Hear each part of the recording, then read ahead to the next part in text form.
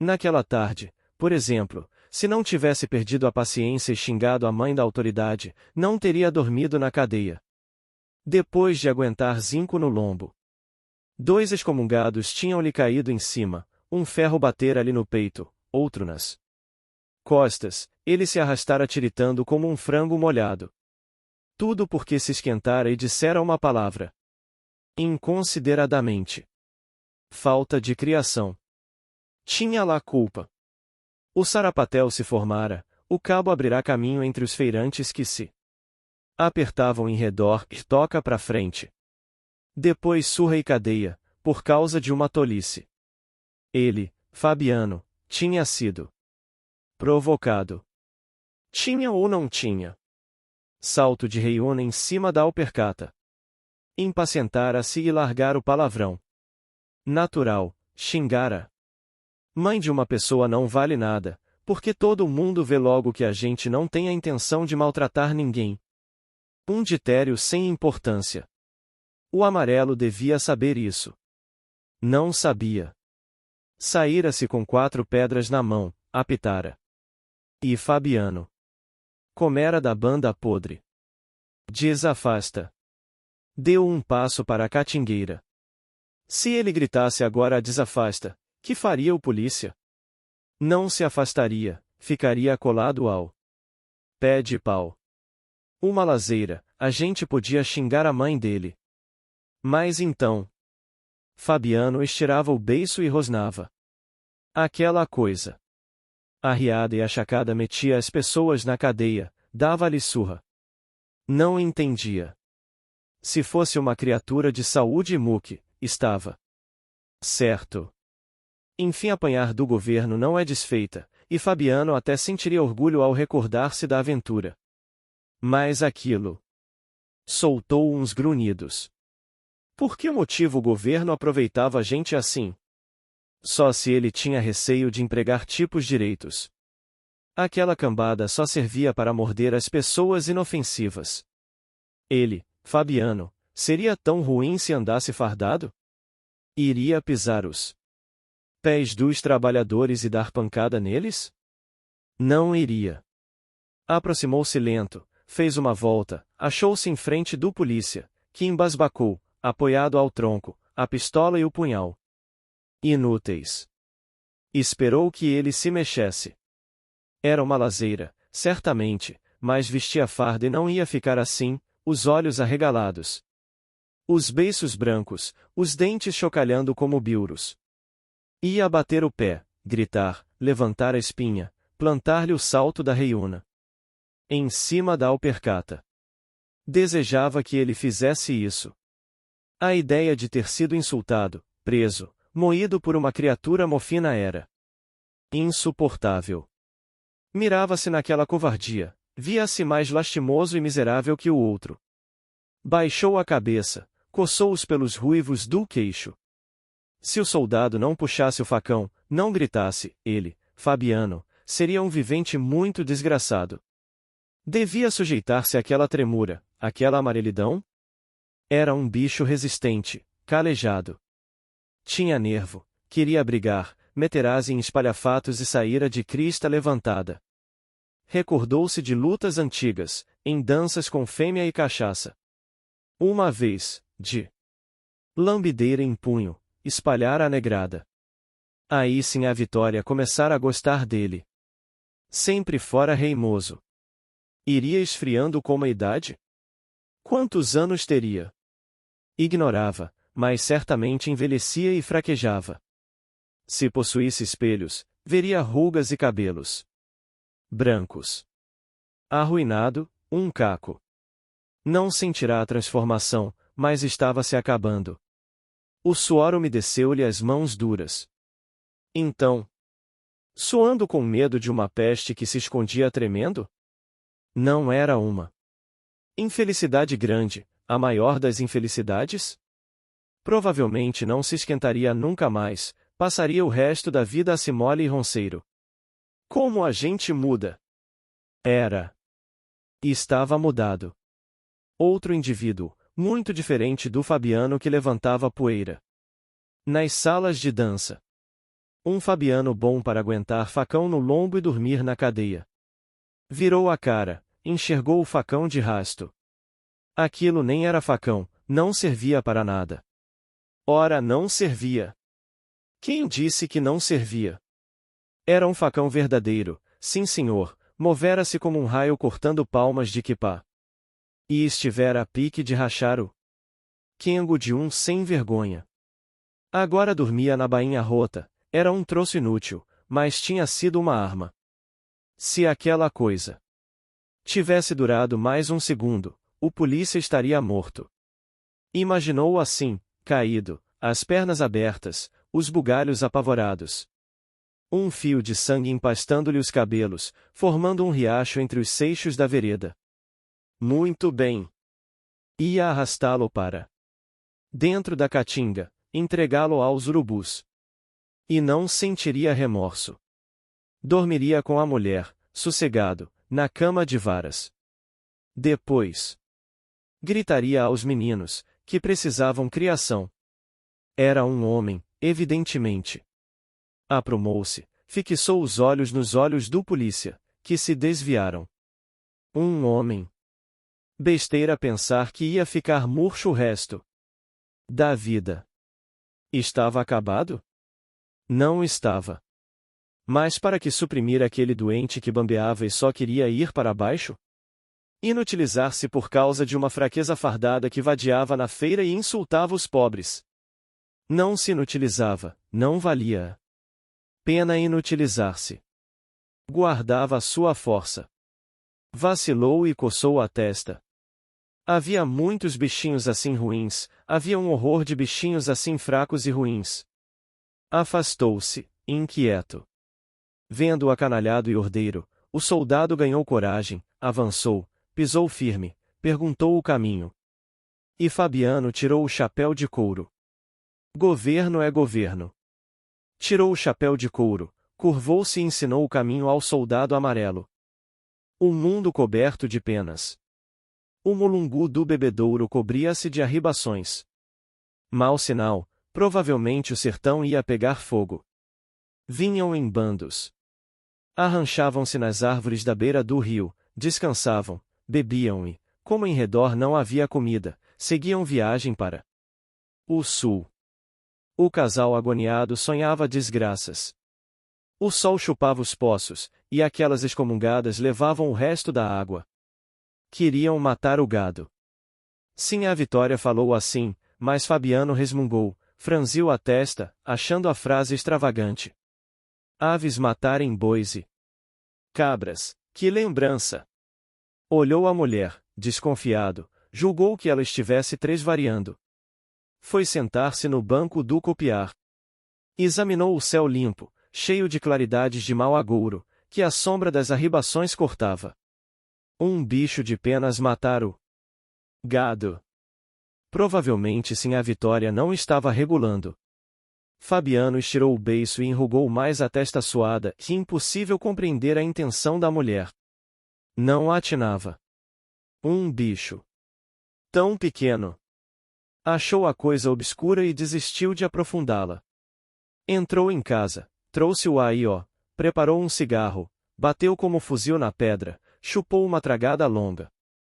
Espiou os quatro cantos, ficou alguns minutos voltado para o norte, coçando o queixo. Que fim de mundo! Não permaneceria ali muito tempo. No silêncio comprido só se ouvia um rumor de asas. Como era que sim, a Vitória tinha dito? A frase dela tornou ao espírito de Fabiano e logo a significação apareceu. As arribações bebiam a água. Bem. O gado curtia sede e morria. Muito bem. As arribações matavam o gado. Estava certo. Matutando, a gente via que era assim, mas sim, a Vitória largava tiradas embaraçosas.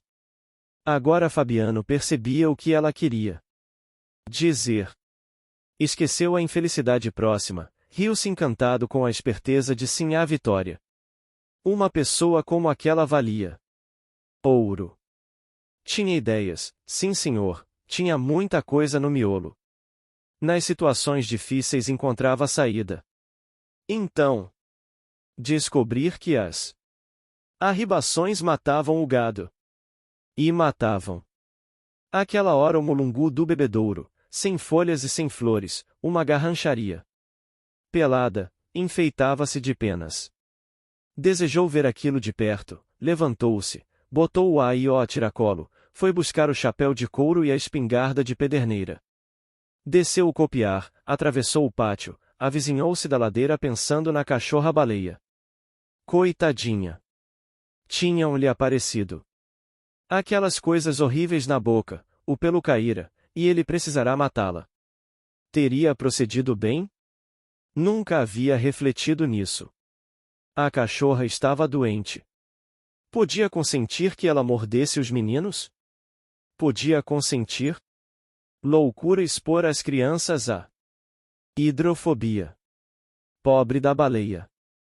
Sacudiu a cabeça para afastá-la do espírito. Era o diabo daquela espingarda que lhe trazia a imagem da cadelinha. A espingarda, sem dúvida. Virou o rosto defronte das pedras do fim do pátio, onde baleia aparecerá. Fria, inteiriçada, com os olhos comidos pelos urubus.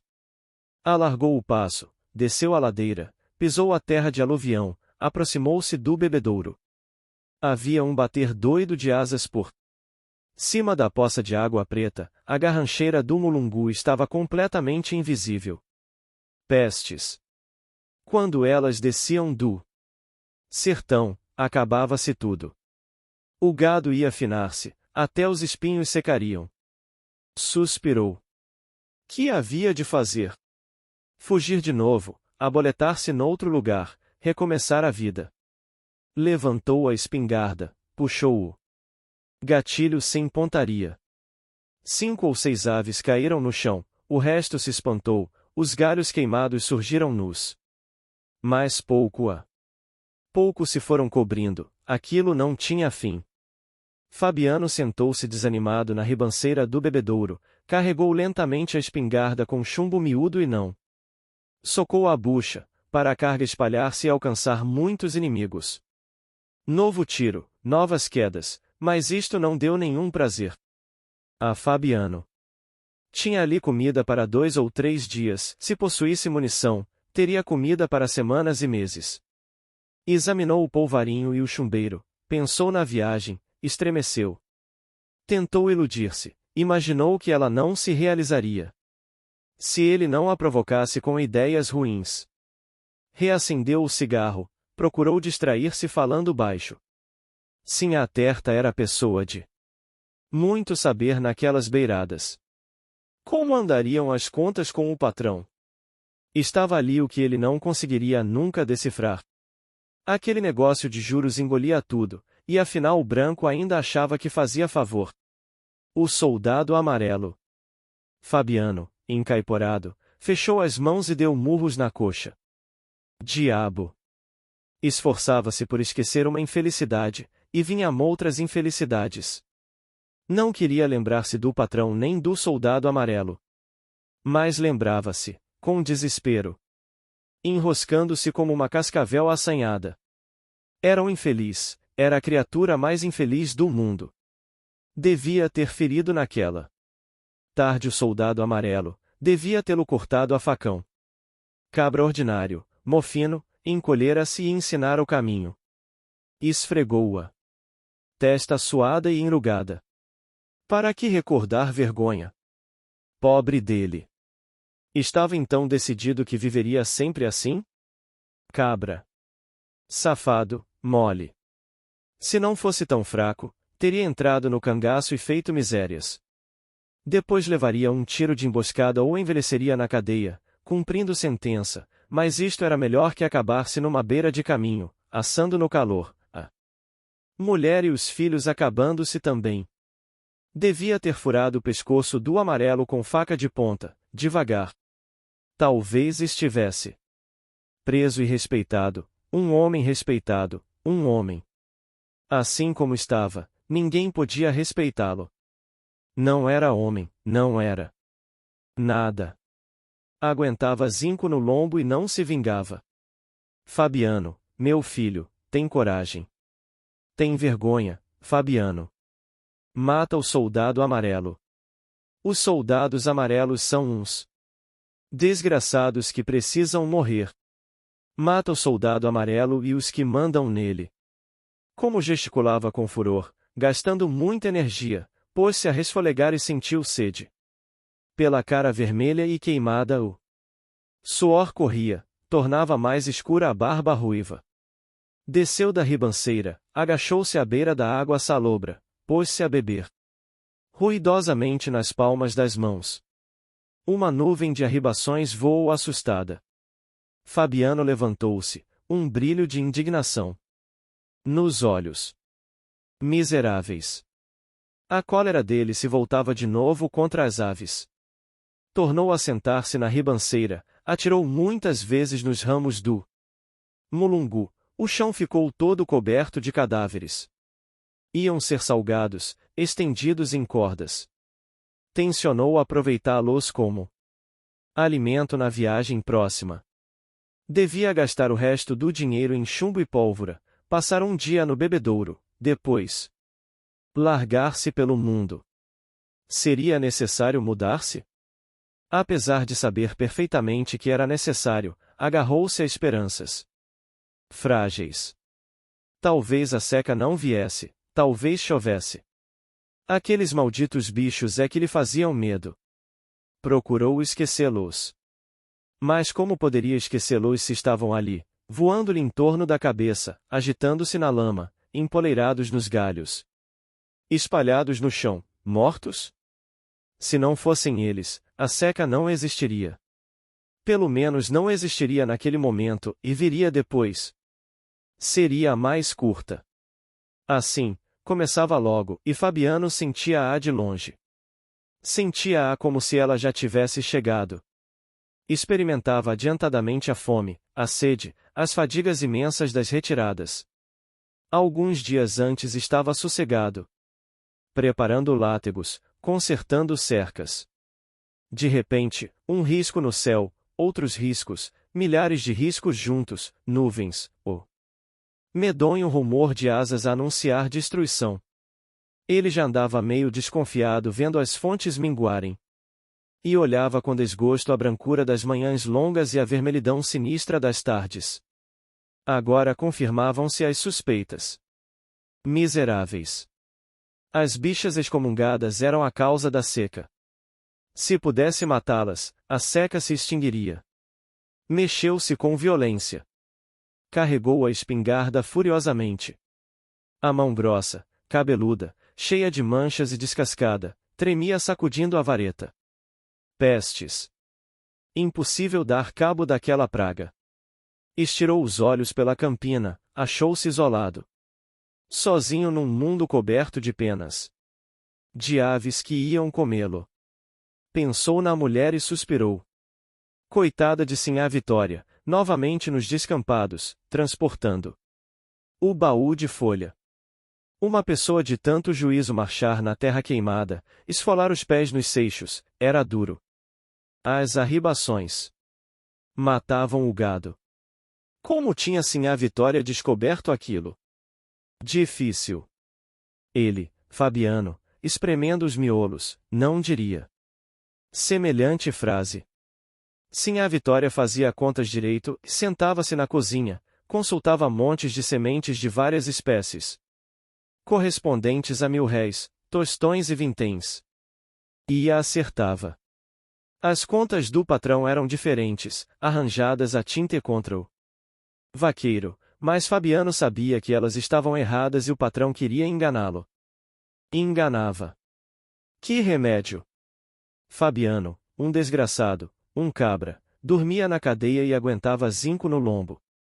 Podia reagir? Não podia. Um cabra. Mas as contas de Sinhá Vitória deviam ser exatas. Pobre de Sinhá Vitória. Não conseguiria nunca estender os ossos numa cama, o único desejo que tinha. Os outros não se deitavam em camas. Receando magoá-la, Fabiano concordava com ela, embora aquilo fosse um sonho. Não poderiam dormir como gente. E agora iam ser comidos pelas arribações. Desceu da ribanceira, apanhou lentamente os cadáveres, meteu-os no aió, que ficou cheio, empanzinado. Retirou-se. Devagar. Ele, Sinhá Vitória e os 2 meninos comeriam as arribações. Se a cachorra-baleia estivesse viva, iria regalar-se. Por que seria que o coração dele se apertava? Coitadinha da cadela. Matara-a forçado, por causa da moléstia. Depois voltará aos látegos, às cercas, às contas embaraçadas do patrão. Subiu-a ladeira, avizinhou-se dos juazeiros. Junto à raiz de um deles a pobrezinha gostava de espojar-se, cobrir-se de garranchos e folhas secas. Fabiano suspirou, sentiu um peso enorme por dentro. Se tivesse cometido um erro? Olhou a planície torrada, o morro onde os preais saltavam, confessou às catingueiras e aos alastrados que o animal tivera hidrofobia, ameaçara as crianças. Matara-o por isso. Aqui as ideias de Fabiano atrapalharam-se, e a cachorra misturou-se com as arribações, que não se distinguiam da seca.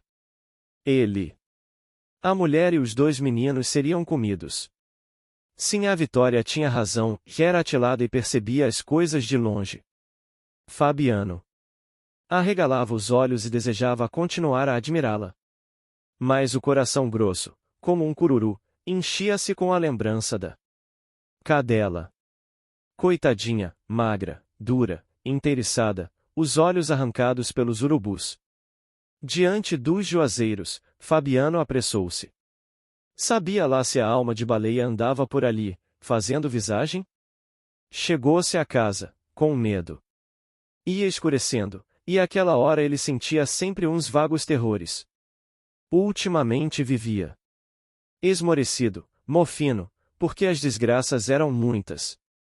Precisava consultar Sinhá Vitória, combinar a viagem, livrar-se das arribações, explicar-se, convencer-se de que não praticara injustiça matando a cachorra.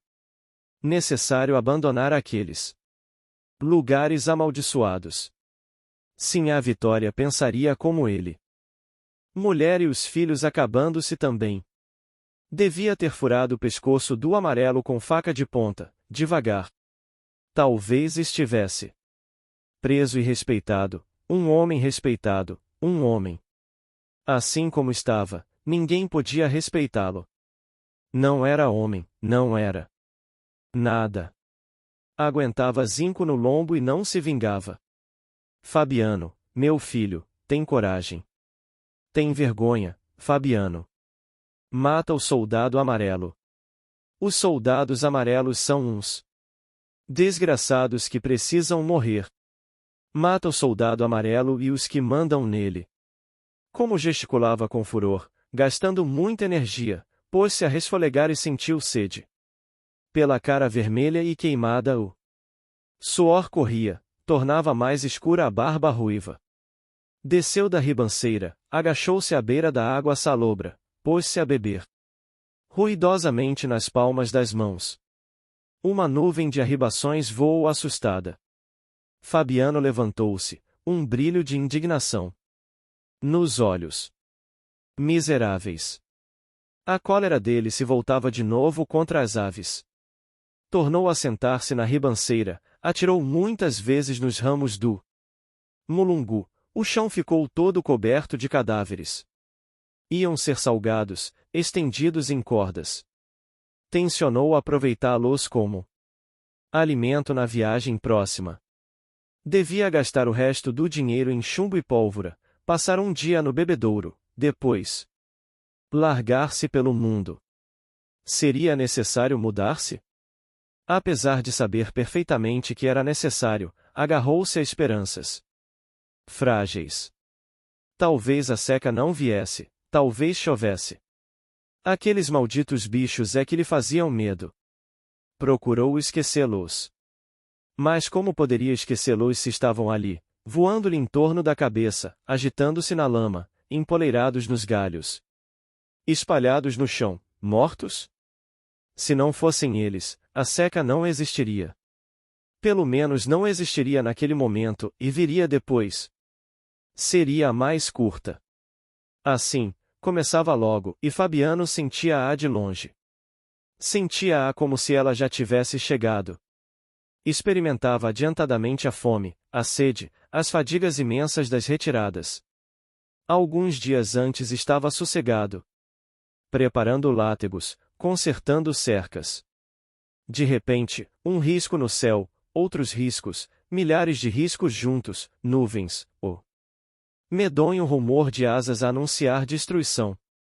Ele já andava meio desconfiado vendo as fontes minguarem. E olhava com desgosto a brancura das manhãs longas e a vermelhidão sinistra das tardes. Agora confirmavam-se as suspeitas. Miseráveis. As bichas excomungadas eram a causa da seca. Se pudesse matá-las, a seca se extinguiria. Mexeu-se com violência. Carregou a espingarda furiosamente. A mão grossa, cabeluda, cheia de manchas e descascada, tremia sacudindo a vareta. Pestes. Impossível dar cabo daquela praga. Estirou os olhos pela campina, achou-se isolado. Sozinho num mundo coberto de penas. De aves que iam comê-lo. Pensou na mulher e suspirou. Coitada de Sinhá Vitória, novamente nos descampados, transportando o baú de folha. Uma pessoa de tanto juízo marchar na terra queimada, esfolar os pés nos seixos, era duro. As arribações matavam o gado. Como tinha Sinhá Vitória descoberto aquilo? Difícil. Ele, Fabiano, espremendo os miolos, não diria semelhante frase. Sinhá Vitória fazia contas direito, sentava-se na cozinha, consultava montes de sementes de várias espécies, correspondentes a 1000 réis, tostões e vinténs. E a acertava. As contas do patrão eram diferentes, arranjadas a tinta e contra o vaqueiro, mas Fabiano sabia que elas estavam erradas e o patrão queria enganá-lo. Enganava. Que remédio! Fabiano, um desgraçado, um cabra, dormia na cadeia e aguentava zinco no lombo. Podia reagir? Não podia. Um cabra. Mas as contas de Sinhá Vitória deviam ser exatas. Pobre de Sinhá Vitória. Não conseguiria nunca estender os ossos numa cama, o único desejo que tinha. Os outros não se deitavam em camas. Receando magoá-la, Fabiano concordava com ela, embora aquilo fosse um sonho. Não poderiam dormir como gente. E agora iam ser comidos pelas arribações. Desceu da ribanceira, apanhou lentamente os cadáveres, meteu-os no aió, que ficou cheio, empanzinado. Retirou-se. Devagar. Ele, Sinhá Vitória e os 2 meninos comeriam as arribações. Se a cachorra-baleia estivesse viva, iria regalar-se. Por que seria que o coração dele se apertava? Coitadinha da cadela. Matara-a forçado, por causa da moléstia. Depois voltará aos látegos, às cercas, às contas embaraçadas do patrão. Subiu-a ladeira, avizinhou-se dos juazeiros. Junto à raiz de um deles a pobrezinha gostava de espojar-se, cobrir-se de garranchos e folhas secas. Fabiano suspirou, sentiu um peso enorme por dentro. Se tivesse cometido um erro? Olhou a planície torrada, o morro onde os preais saltavam, confessou às catingueiras e aos alastrados que o animal tivera hidrofobia, ameaçara as crianças. Matara-o por isso. Aqui as ideias de Fabiano atrapalharam-se, e a cachorra misturou-se com as arribações, que não se distinguiam da seca. Ele, a mulher e os 2 meninos seriam comidos. Sinhá Vitória tinha razão, era atilada e percebia as coisas de longe. Fabiano arregalava os olhos e desejava continuar a admirá-la. Mas o coração grosso, como um cururu, enchia-se com a lembrança da cadela. Coitadinha, magra, dura, inteiriçada, os olhos arrancados pelos urubus. Diante dos juazeiros, Fabiano apressou-se. Sabia lá se a alma de baleia andava por ali, fazendo visagem? Chegou-se à casa, com medo. Ia escurecendo, e àquela hora ele sentia sempre uns vagos terrores. Ultimamente vivia esmorecido, mofino, porque as desgraças eram muitas. Precisava consultar Sinhá Vitória, combinar a viagem, livrar-se das arribações, explicar-se, convencer-se de que não praticara injustiça matando a cachorra. Necessário abandonar aqueles lugares amaldiçoados. Sinhá Vitória pensaria como ele.